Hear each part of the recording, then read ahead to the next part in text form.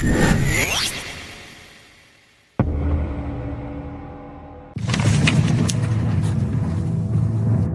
beloved in Christ, there comes a time in every believer's life when questions become louder than answers, when the fog of uncertainty settles in, when prayers seem to rise but return without reply, when the soul cries out, "Lord, what do you want me to do?" And it is in those moments, not of chaos but of calling, that God prepares to reveal His will. But let me tell you the truth. God does not show His will to the proud. He does not speak clearly to the self-centered or the half-committed. No, friend. God reveals His will to those who are completely surrendered, to those who have laid down their own will, to those who have stopped demanding and started kneeling, those who have stopped saying, "Bless what I want to do," and have started saying, "Lord, have your way in me." You see, surrender is the soil where the seed of divine guidance grows. It's not found in the busy, in the ambitious, or the self-willed, but in the broken, the humble, the yielded. There are many who want to know God's will for their life, but they want to fit it into their own schedule. They want a word from God without changing their direction. They want the lamp without the fire. They want divine clarity without personal cost. But God is not a genie. He is God Almighty. He is not here to be consulted. He is here to be worshipped. His will is not a recommendation. His will is a holy command that flows from His perfect heart. So if you want God to show you His will, the first step is not prayer, it is surrender. Let me ask you something today. Have you surrendered your life to God in a way that allows Him to redirect, to root, and even ruin your plans if necessary? Have you said to the Lord, "Even if I don't like what you ask of me, I will still say yes"? Because until you reach that point of deep surrender, you are not yet ready to receive His divine instructions. God does not waste His voice on disobedient hearts. He looks for those who have given up the fight to control their own life and have laid their dreams, their timelines, their pride, their fears, and their desires on the altar. When Abraham placed Isaac on the altar, he wasn't just sacrificing his son, he was surrendering the very promise God had given him. And that is what complete surrender looks like. The willingness to lay down what even God has given you so you can receive what God truly wants for you. You want to know God's will. Don't chase signs, chase submission. Don't demand direction, develop devotion. Too many people say, "Lord, show me your will and then I'll decide if I want to follow it." But the Lord responds, "No, surrender your life and then I will show you." God's will is not a contract you review. It's a command you obey.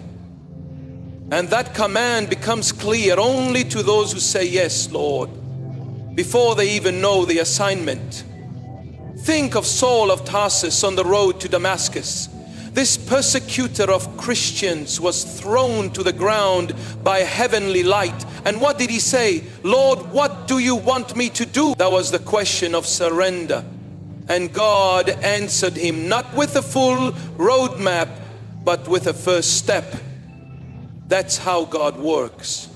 He gives direction one step at a time, not because He wants to hide things, but because He wants to teach you trust.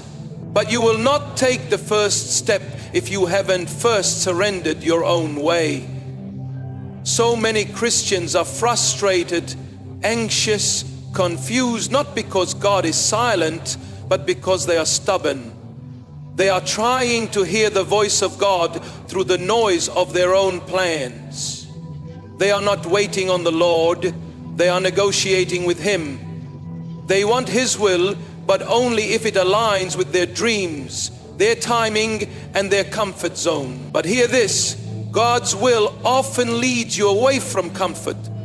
It leads you into places that stretch your faith, that test your obedience, that strip away your pride. It is in those places of surrender that you discover what God has truly designed you for. You can't walk in God's will and hold on to your own will at the same time. One has to die.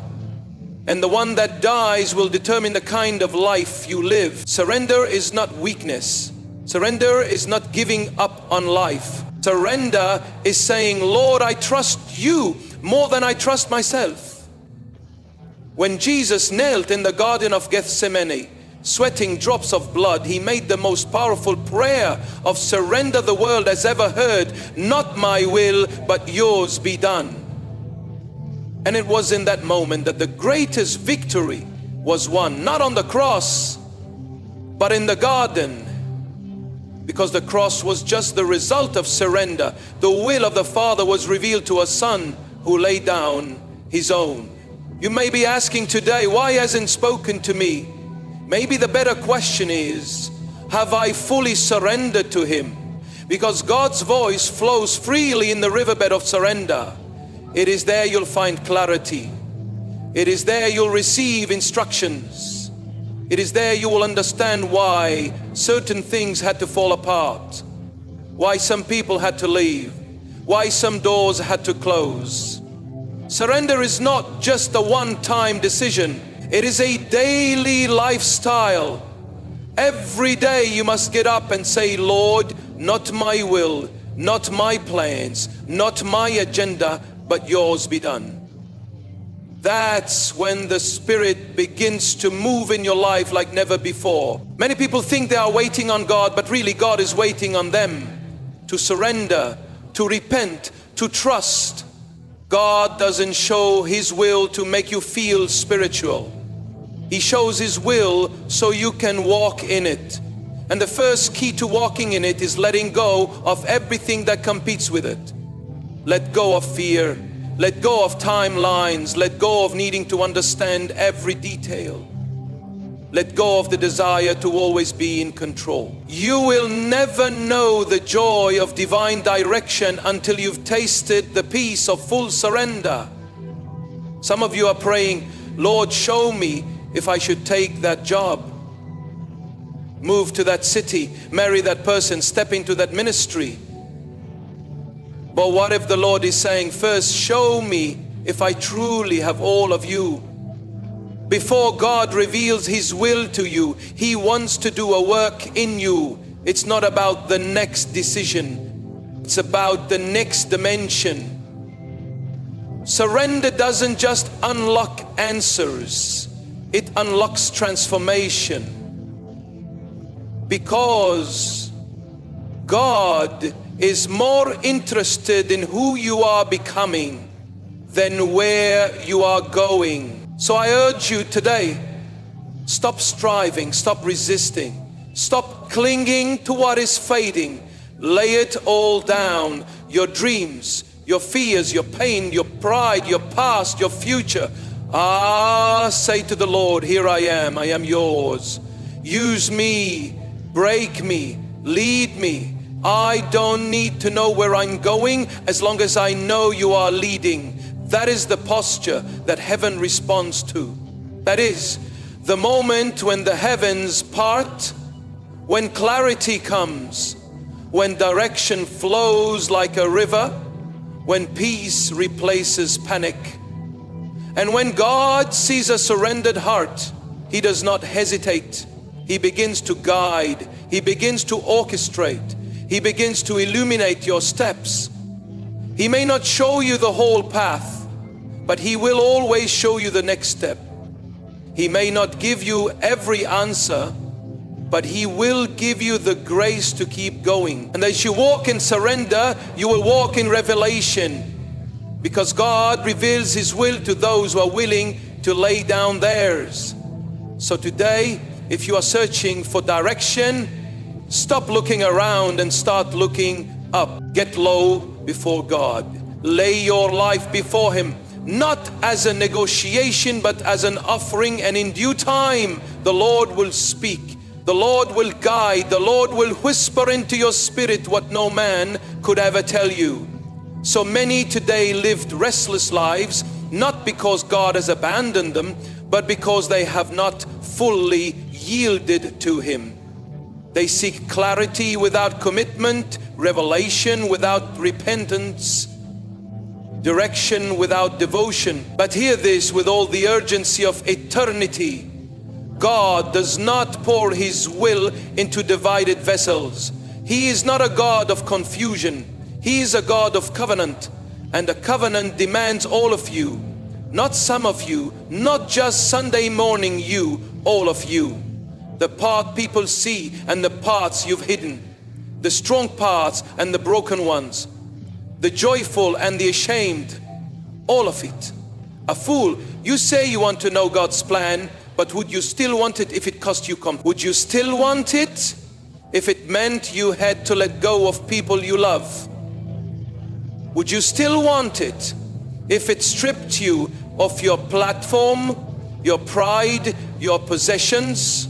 Because God's will is not about fitting into the life you designed.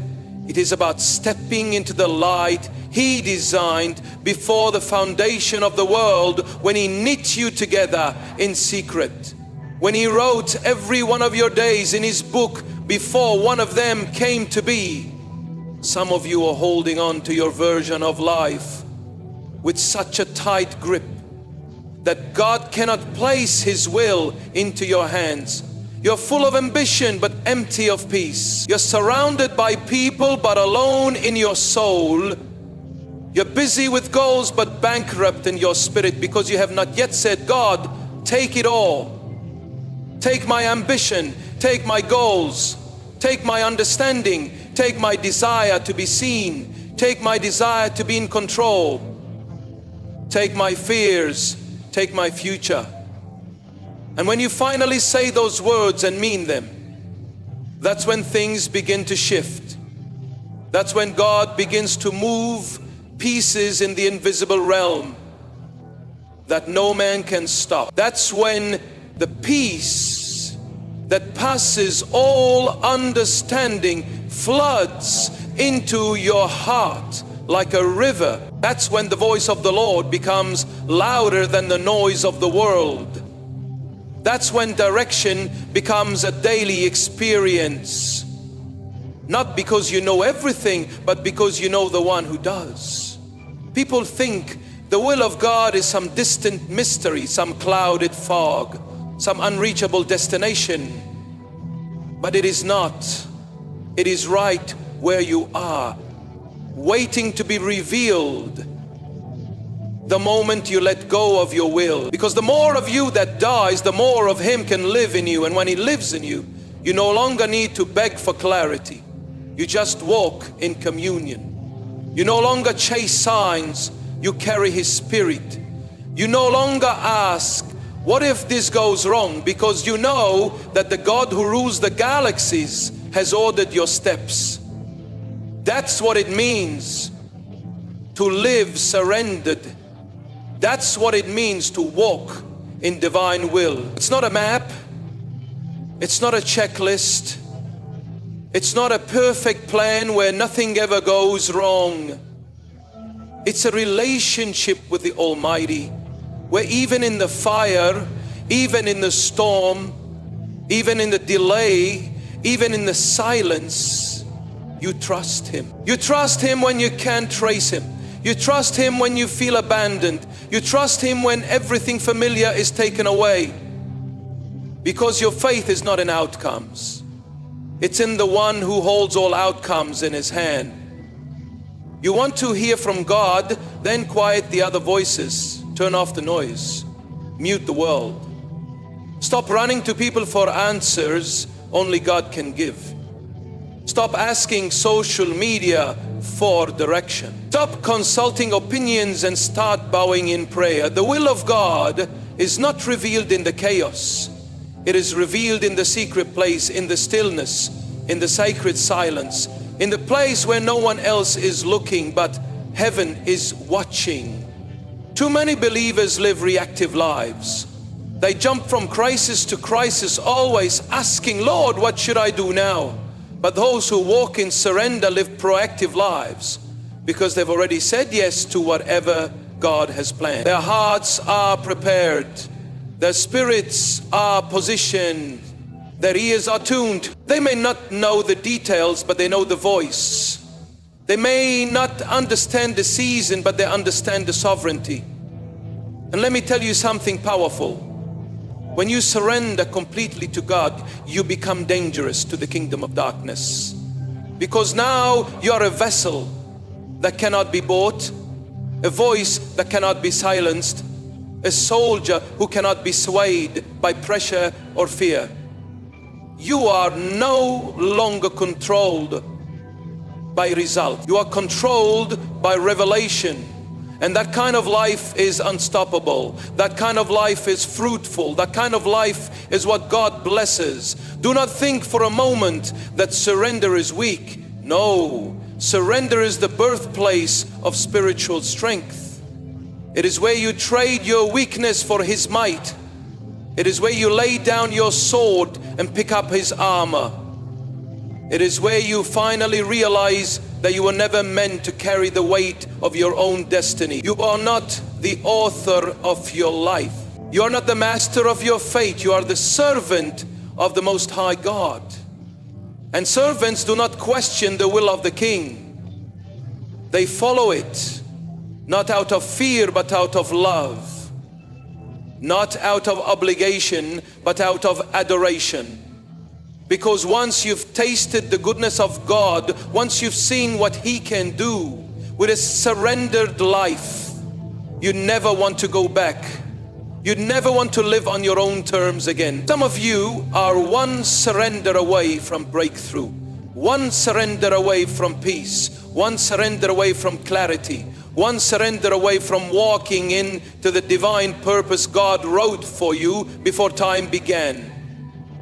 But as long as you keep one hand on the wheel, as long as you keep one foot in the world, as long as you keep one eye on your backup plan, you'll stay stuck. God will not bless your plan, He will bless His. And the only way to step into His is to step out of yours. You've got to die to your timeline. You've got to die to your image. You've got to die to the need to be understood by everyone. You've got to die to the lie that you can figure this out on your own. And when you do, when you finally say, God, I trust you, even if it doesn't make sense, even if it costs me everything, even if it hurts, I trust you. That's when the heavens open. That's when purpose floods in like sunlight through the cloud. That's when you realize that you were never meant to live for the applause of man or the approval of this world. You were meant to live for the glory of the King. And the King reveals His will to those who kneel. There's no formula for hearing the voice of God, but there is a posture of surrender, a posture of humility, a posture of faith. And when your heart is in that posture, God will speak. Maybe not through thunder, maybe not through lightning, maybe not through dreams or visions, maybe not through dramatic moments, but He will speak through the Word, through the Spirit, through the quiet conviction, through the gentle whisper in your soul that says, this is the way, walk in it. And when you follow that whisper, you will find yourself exactly where you were meant to be. Not because you were perfect, but because you were surrendered. And that, dear friend, is the secret of those who walked in God's will. Not that they were smarter, not that they were more talented, not that they had more resources, but that they laid everything down at the feet of Jesus and said, I'm yours, lead me. And when He leads you, it's never in vain. It may not look the way you imagined. It may not come wrapped in comfort or convenience, but every step He ordains is saturated with purpose. There's not a moment wasted when you walk under the hand of God. Even detours become divine. Even delays become development. Even closed doors become redirection. The surrendered life walks in the assurance that nothing is accidental under the authority of the Almighty. Some of you are frustrated, not because God is silent, but because you're listening for the wrong voice. You're waiting for Him to speak to your flesh, but He speaks to your spirit. You're waiting for Him to confirm your desires, but He's calling you to crucify them. The will of God isn't found in the path of least resistance. It's found in the place of greatest obedience. If you're still chasing ease, you're not yet surrendered. And if you're still negotiating the terms, you're not yet surrendered. You cannot discover the will of God while sitting on the throne of your own heart. Oh, how many people ask for God's will with their lips, but reject it with their lives. They say, Lord, guide me, while charting their own course. They pray, Lord, lead me, while dragging their idols into tomorrow. And then they wonder why things fall apart. They wonder why doors slam shut. They wonder why peace escapes them. It's because the Lord in His mercy will not let you flourish in your own rebellion. He loves you too much to bless your self-made kingdom. God's will is not about your comfort. It's about your calling. It's not about your plan. It's about His purpose. And His purpose always leads you to the cross before it leads you to the crown. He will strip away what's superficial so He can strengthen what's eternal. He will remove the distraction so He can reveal the divine. He will confront the imposter self so that the true you, called, chosen, redeemed, can rise up and walk in destiny. He said we want to be used by God, but being used means being broken first. It means being poured out. It means being refined by fire and tested in secret. It means being misunderstood, overlooked, even rejected. Because God is not interested in popularity, He's interested in purity. And He will not entrust divine assignments to those who refuse divine alignment. You ask God, what's your will for my life? But maybe the better question is, God, what is your will and how can I align my life with it? That's the posture of surrender. That's the posture that unlocks supernatural clarity. Because when you stop treating God like a consultant and start treating Him like King, you don't just get answers, you get transformation. Some of you are in a place right now where nothing makes sense. The dreams are fading. The doors are closing. The people are walking away. And you're wondering, God, what are you doing? But hear me, confusion does not mean God is absent. Often it means He is shifting. He is rearranging the furniture of your life to prepare you for what He has already ordained. And sometimes the dismantling of your plan is the very evidence of God's presence. The enemy wants you to believe that the silence means God is gone, but God is not gone. He's getting you ready for the weight of His will, ready for the glory you don't see coming, ready for the responsibility of favor. Because favor isn't fun and games. Favor is stewardship. Favor requires pruning. Favor demands character. And until God sees that you're ready to carry the weight of His plan without crushing under pride, He will keep you hidden. And don't despise the hidden seasons. Don't curse the quiet places. That's where roots grow deep. That's where character is forged. That's where the noise of ego dies and the whisper of heaven becomes clear. That's where you stop performing and start becoming. That's where you stop hustling and start hearing. Some of you are in the hallway between where you were and where God is taking you, and you're tempted to run back to what's familiar. But the hallway is holy. It's the in-between that God uses to shape the vessel. Stay in the process. Don't abort the mission because it's uncomfortable. Don't sabotage your future because the present feels uncertain. Your God is not confused. His plan is still intact. His hand is still on you. You said, but I don't feel anything. Since when did faith depend on feelings? The will of God is not discovered by goosebumps or emotional highs. It's discovered through persistence in prayer, obedience in action, and trust in the valley.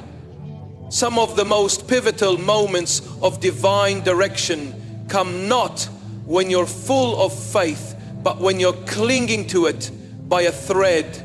God doesn't need your strength to show His will. He just needs your surrender.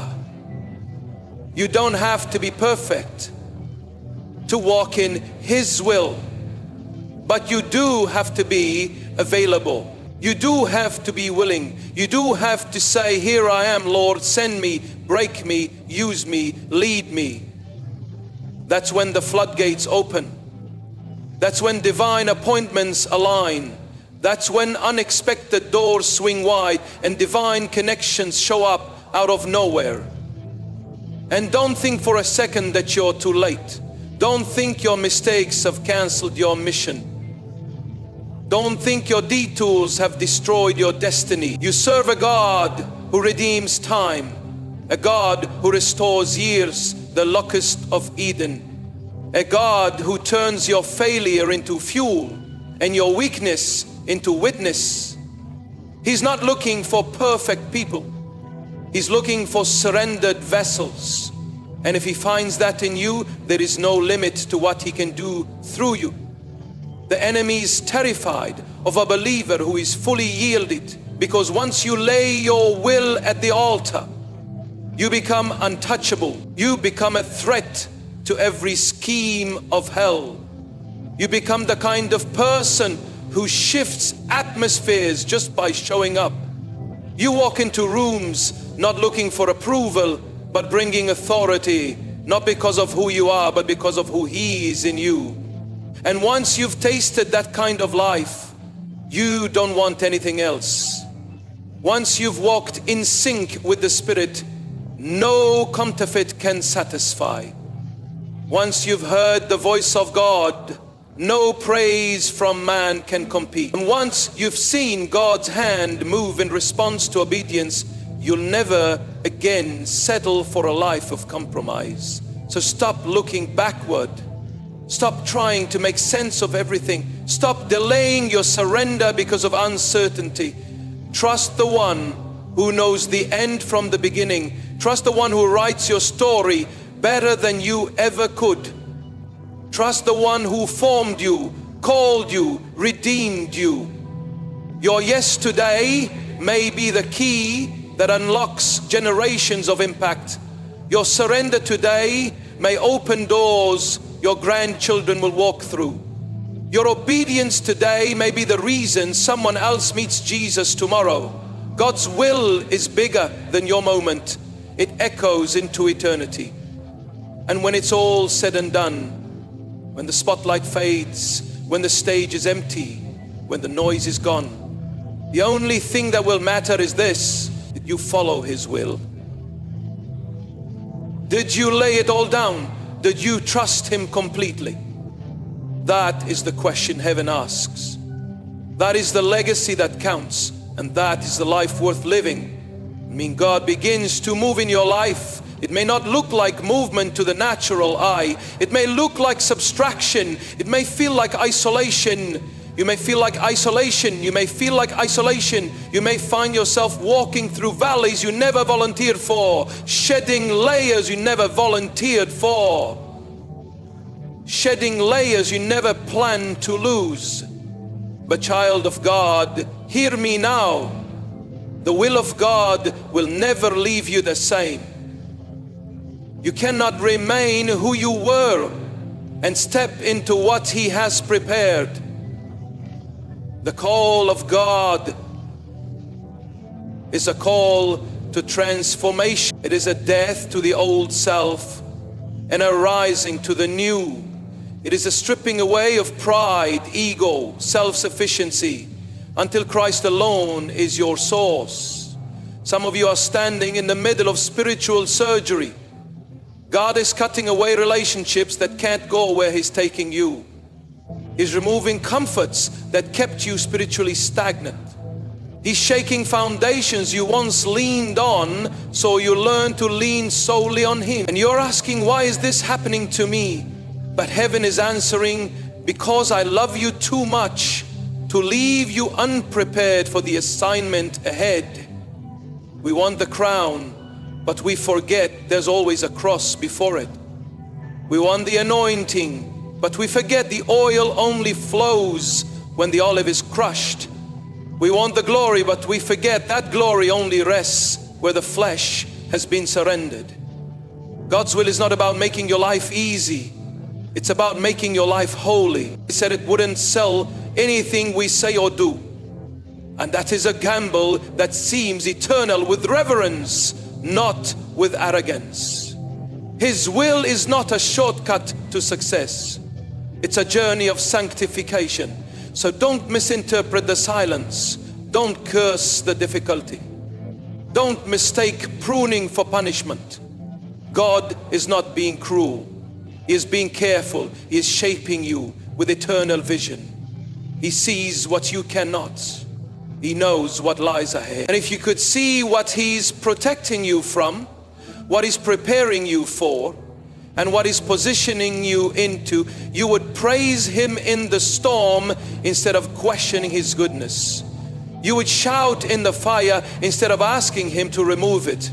There are places in God's will that you will only reach through pain. There are levels of authority you will only access through obedience.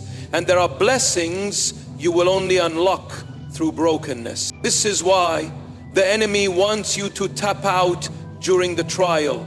He knows the trial is your training. He knows the pressure is preparing you. He knows that when you finally surrender and walk in step with God's will, hell has no strategy to stop you. You see, God's will is not a destination. It's not a single moment. It's not a spotlight or a platform or a title. It's a lifestyle. It's the consistent daily choice to say, not my will, but yours be done. It's following when it doesn't make sense. It's obeying when no one claps. It's trusting when the promise seems far off. And it's worshiping when the tears won't stop falling. That's where God reveals Himself. That's where the power of the Spirit flows. Not in the shallow places of comfort, but in the deep waters of trust. And let me tell you something that may shock you. God will offend your mind to reveal your heart. He will lead you in ways that challenge your logic. He will ask you to forgive when it hurts, to give when it feels empty, to stay when it's easier to leave, to go when the path isn't clear. Why? Because He is not raising spiritual tourists. He's raising disciples. He's not building kingdoms of convenience. He's building lives that reflect His glory. God's will is not found in the echo of the crowd, but in the stillness of His voice. And His voice isn't always loud. Sometimes there's a whisper in the dark. Sometimes there's a peace in the middle of chaos. Sometimes it's a closed door that forces you to pivot. But it's always faithful. It's always intentional. It's always redemptive. And if you'll follow that voice, if you'll tune your spirit to it, He will take you to places you never imagined, use you in ways you never expected, and reveal Himself to you in dimensions you've never known. Some of you have been praying, God, speak to me. And He's saying, I already have. Open my word, obey my last instruction, trust me in the silence. The will of God is not something you chase like a shadow. It's something you discern as you walk in intimacy with Him. The closer you draw to Jesus, the clearer the path becomes. Because the will of God isn't about what you do, it's about who you become. It's about walking so closely with Him that His desires become your desires. His priorities become your priorities. And His heart becomes your heart. Ah, how many have missed the will of God because they were too busy asking for signs and ignoring Scripture, too busy chasing destiny and neglecting discipline, too focused on external confirmations and not enough on internal conviction. God's will doesn't always come with flashing lights. It often comes with quiet nudges, consistent peace, and divine discomfort when you try to go your own way. You were not born to live by trial and error. You are not created to wander aimlessly, guessing your way through life. You were designed to walk in divine order. And when you yield to that order, there is rest, there is clarity, there is provision, there is protection, there is unconditional. But make no mistake, God's will cost you. It will cost your pride, it will cost your plans, it will cost your timelines, your reputation, your need to be in control. But what you gain in return cannot be measured in earthly terms. You gain peace that surpasses understanding. You gain strength that outlasts storms. You gain favor that no man can manufacture. And most of all, you gain intimacy with the one who holds it all. So I challenge you, lay it all down. Every agenda, every fear, every backup plan, stop bargaining and start believing. Stop resisting and start responding. God's will is not just a better plan. It is the only plan that leads to life, joy, and eternal impact. And yet, even as I speak to you now, I know there are hearts wrestling in this very moment, not with what I'm saying, but with what the Spirit is convicting. There are those who hear these words and feel the tension deep within their soul, the tug of war between what you've built and what God is breaking down, between what you've planned and what God is asking. And I want to say to you with fire in my bones, stop resisting the hand of the Lord. For every time you fight His will, you delay the blessing that was already on its way. You don't need more signs, more confirmations, or more opinions from people who cannot see what God has revealed to you in private. What you need is courage, holy courage, not the courage of men, but the courage born from time in the presence of the Almighty. That's what sets you apart. That's what strengthens your spine when the world tries to bend you. That's what silences the doubts when the voices get loud. It's not about being fearless. It's about fearing God more than you fear man. Too many of us are standing at the edge of the Jordan, still asking God to part the waters before we move, while God is waiting for our feet to step in first. Faith is not waiting until the way is clear. Faith is stepping when the way isn't clear and trusting that God will make a way where there is no way. That's the path of obedience. That's the path of surrender. That's the narrow road that leads to the fullness of His will. And let me speak this plainly. You will not always be applauded for following God's will. In fact, the moment you begin to obey Him without compromise, you may start losing people who only loved the version of you that catered to their comfort. You may find yourself misunderstood, ridiculed, pushed aside. But child of God, hear this: obedience is not for the crowd, it's for the King. You don't need permission from people when you already have direction from heaven. God's will doesn't bow to popularity. It doesn't bend to culture. It doesn't wait for consensus. When He speaks, the only correct response is yes, Lord. even when it's inconvenient, even when it's uncomfortable, even when it doesn't come with a map. Because the safest place on earth is not in a padded bank account, not in a comfortable routine, not in a prestigious title, but in the center of God's will. And if you've ever tasted that place, if you've ever walked in divine alignment where your spirit is at rest and your steps are ordered, you know there's nothing that compares. You could be in a desert and still overflow with joy. You could have nothing in the bank and still feel rich in peace, because God doesn't bless based on your service. The reason some of you feel like you're stuck is not because God has forgotten you. It's because you're still trying to drag your will into His. You're still negotiating with heaven while holding tight to the idols of control, comfort, and convenience. But God is too holy to bless your rebellion. He is too loving to endorse your compromise. And He is too faithful to let you settle for anything less than His perfect will. You say, but it's hard. Yes, it's hard. But hardness doesn't mean absence. In fact, some of the clearest evidence of God's presence is not the ease of the journey, but the strength He gives you to keep going when everything in you wants to quit. The will of God will demand everything, but it will give you more than you ever imagined. It will cost you, but it will crown you. It will break you, but it will also build you. Some of you need to stop praying for a new word and start obeying the last word. God is not obligated to give you step 2 if you've ignored step 1.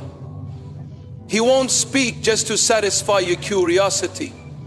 He speaks to mobilize your obedience. You don't get to see the whole picture, because faith means trusting the artist while he paints with strokes that don't make sense to you.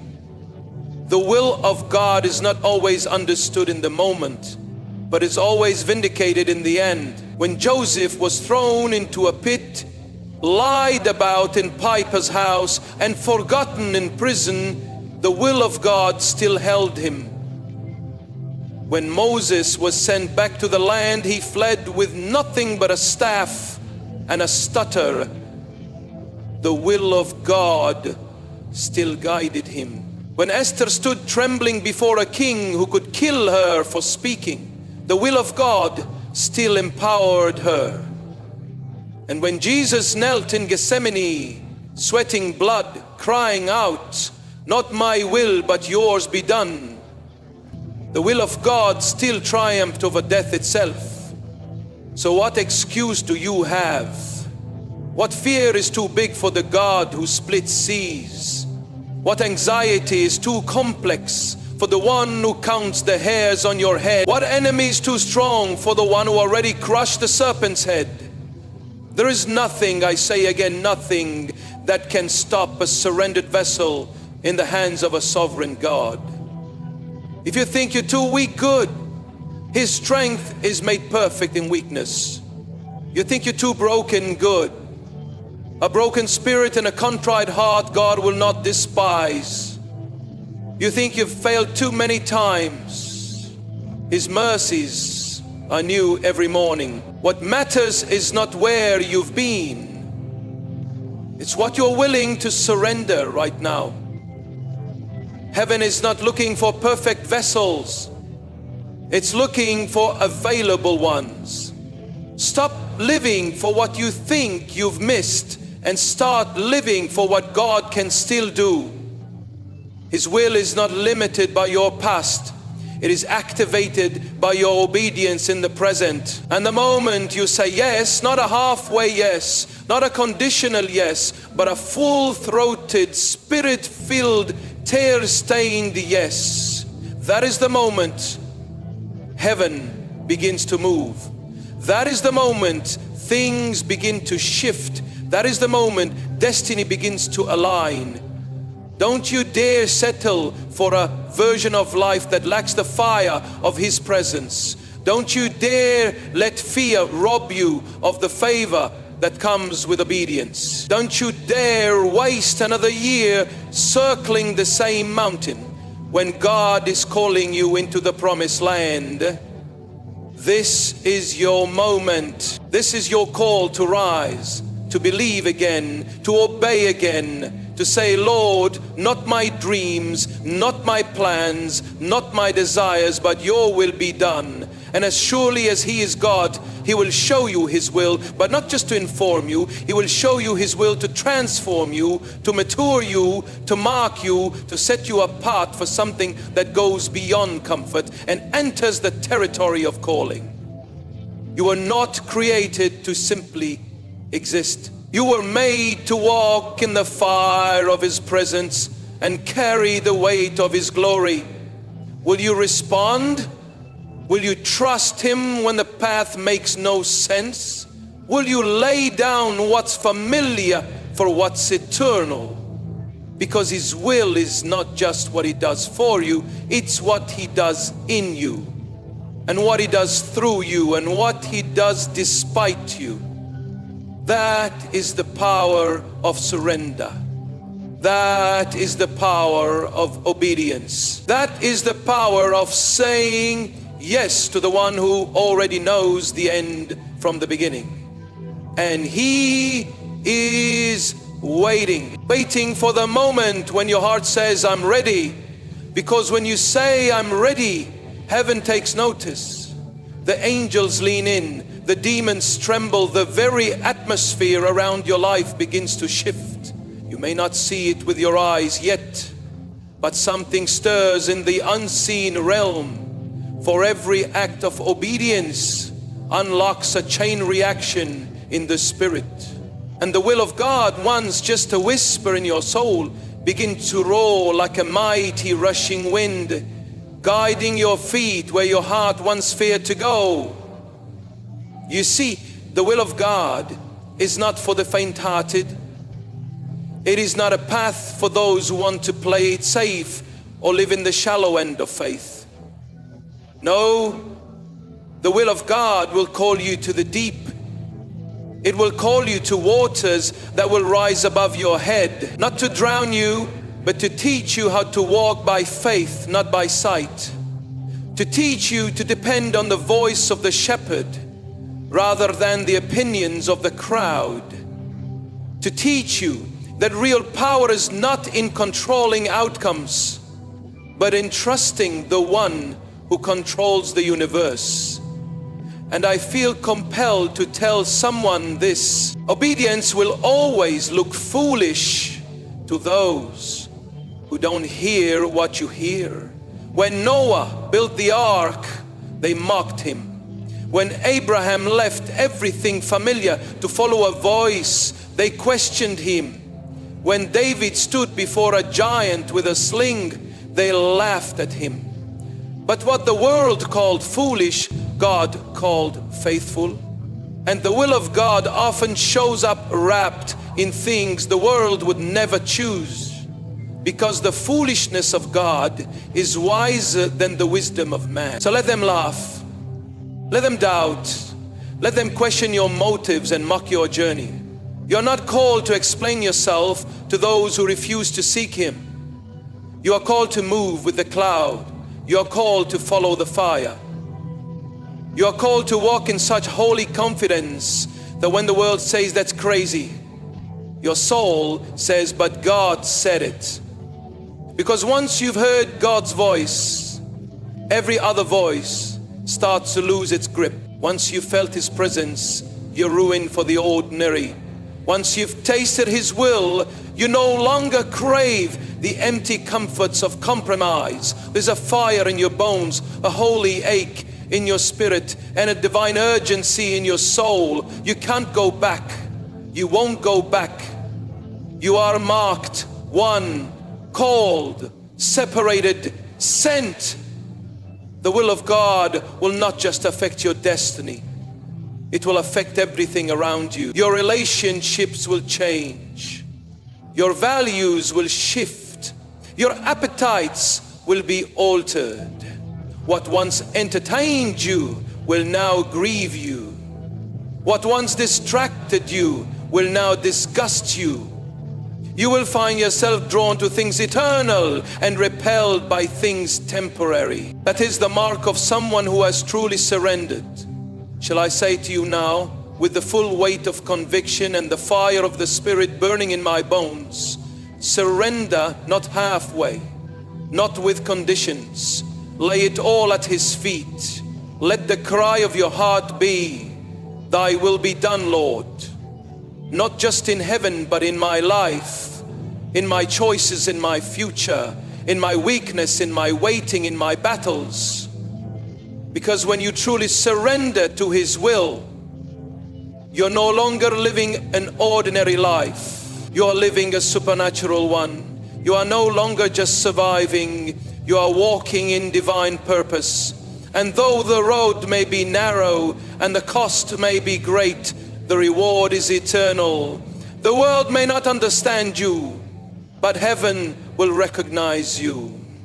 Hell will fear you, and your life will echo through eternity as a testimony that God still speaks, God still leads.